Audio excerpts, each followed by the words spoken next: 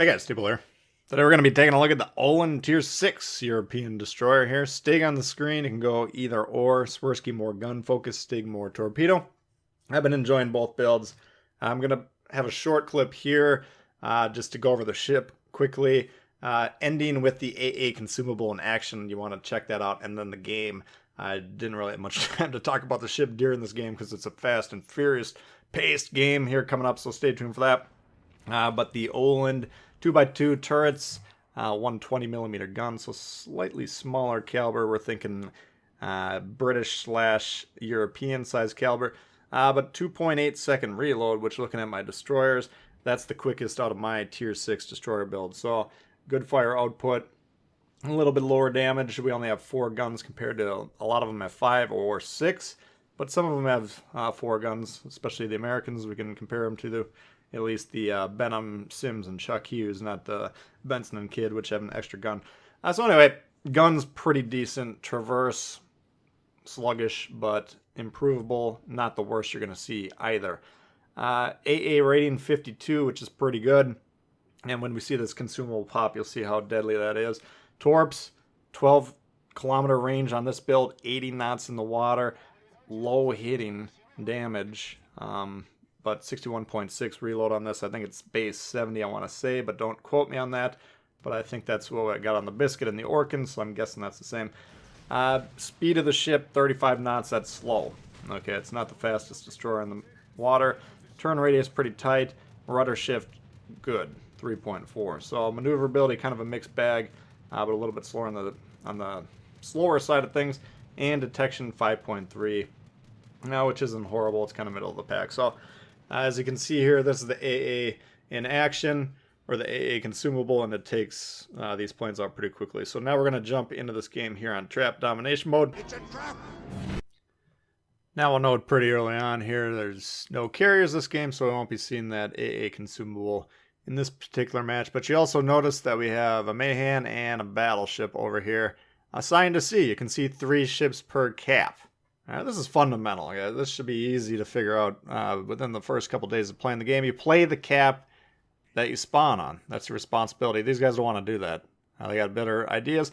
The problem with moving is take a look at the distance between here and B. 1, 2, looks like 2.5 squares compared to roughly 1.5 squares to C.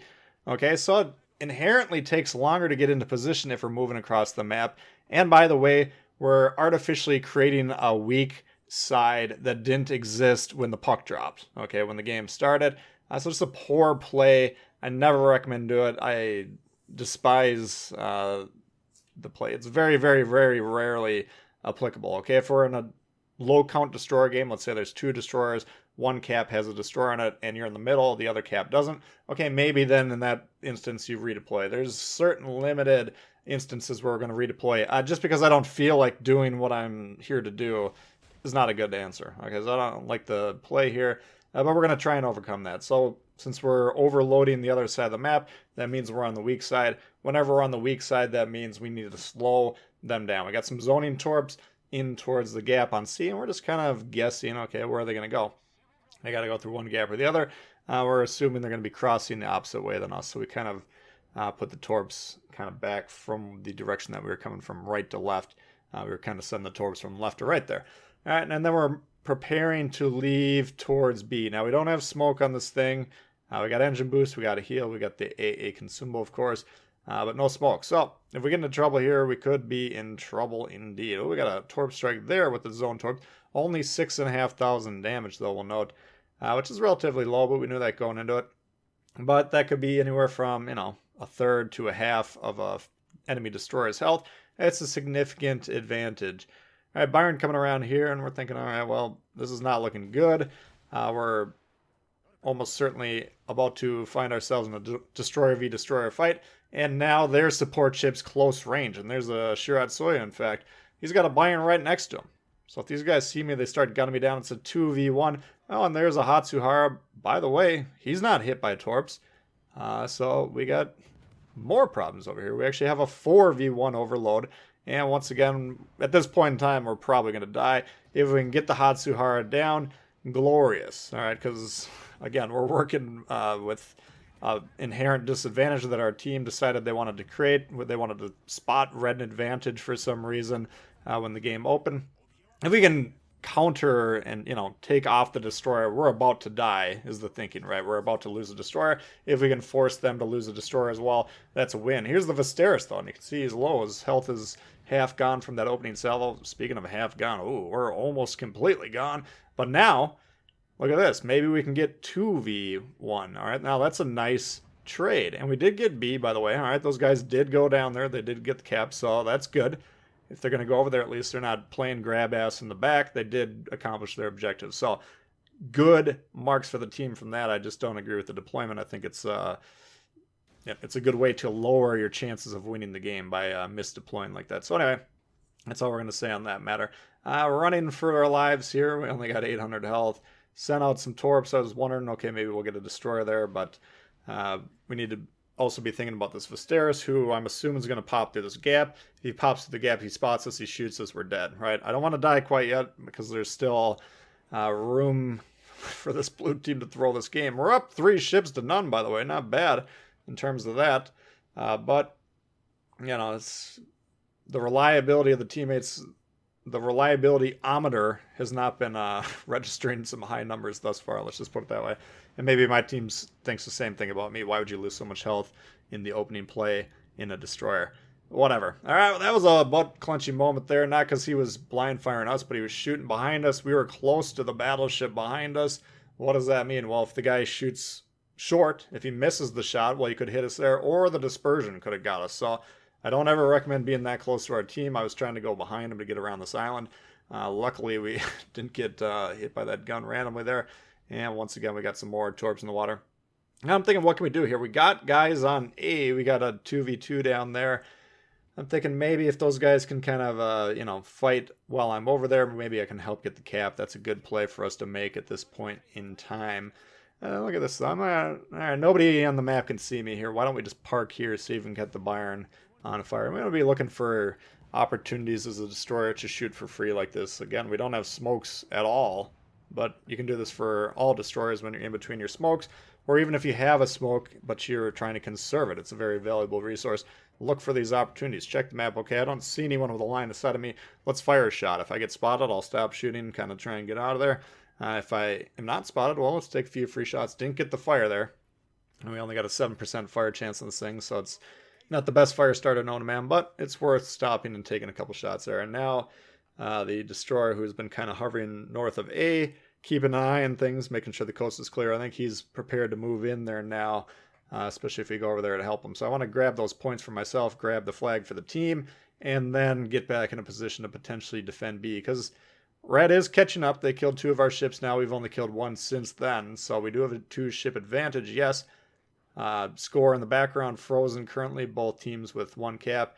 And if we can get this A cap, all of a sudden we're going to be getting that nice background point lead over time, which is what we crave in domination mode, as a background point lead. It gives us more flexibility to win the game. So we've been playing with low health now for, 5 minutes or so, looking for opportunities to score. We could have suicide rushed battleship, taken ourselves out, maybe gotten a torp hit or 2 on the guy, maybe not. But usually, in most instances, especially in domination mode, the longer we can keep the destroyer alive, which is the scoring piece of your team, the more opportunities we're going to have to make plays. Okay, so yeah, the Fubuki's probably going to capture this base with or without us, but we don't know that. And the Atlanta, oh my god, he's been shooting AP at an angled Mayhan, and Atlanta loses a fight to a destroyer. You don't see it every day, except for when you're watching this channel. Or if you're playing your own game, probably. I guess you probably do see it every day. Now that I think about it, yeah, that's just the state of the gameplay.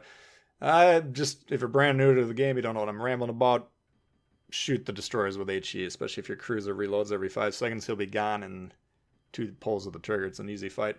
Anyway, twist and track bending to the left here. Why am I doing this? Well, I'm looking at that battleship. He's not likely to have turned all the way around, right? So I'm actually zoning the battleship right here. With the fingers crossed that maybe the destroyer will be over here, maybe not. But I thought the destroyer, in my mind when I'm reading this play, I thought he pulled back around and was actually going towards our Fubuki. I was fine with that. I was just trying to launch these torps over here and help get some spotting or see what happens. But once again, we have these torps in the water, unaimed. We call them zoning torps. We're making an area dangerous, and we hit them once again. Now I'm thinking about opening fire there. We do spot them right away though, but we were tracking where the splash was, and we saw where it was, so we actually could have blind fired that guy pretty easily, even though he hadn't been spotted for several minutes.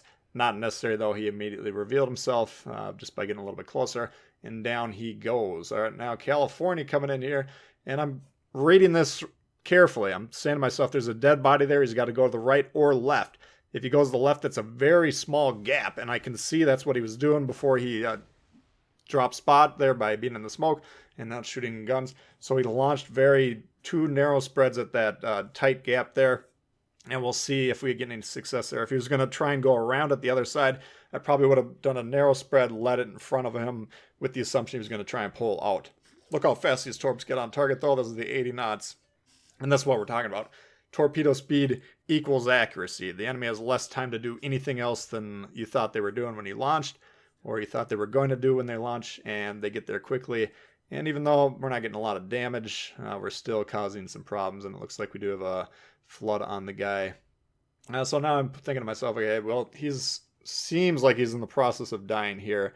Certainly don't want to open up fire with the guns here. We don't want him to get a revenge whack on us, even though this is the last ship and it looks like the game's actually sealed up here. But holding the fire, see how those flood damage does, and maybe try and gun them down if our team gets them low. Anyway, that's going to wrap it up for this game. Oland, pretty good. I think it's fun. I don't know if it's going to be for everyone. The lack of smoke is a little bit difficult to play with, but overall I've been enjoying it so far with my 10 or so games in the Oland. So that's a look at the Oland for you guys. Hope you did enjoy it. If you did, please hit the thumbs up. New to the channel, consider subscribing. Lots of World of Warships coming all the time. Questions, comments, leave below.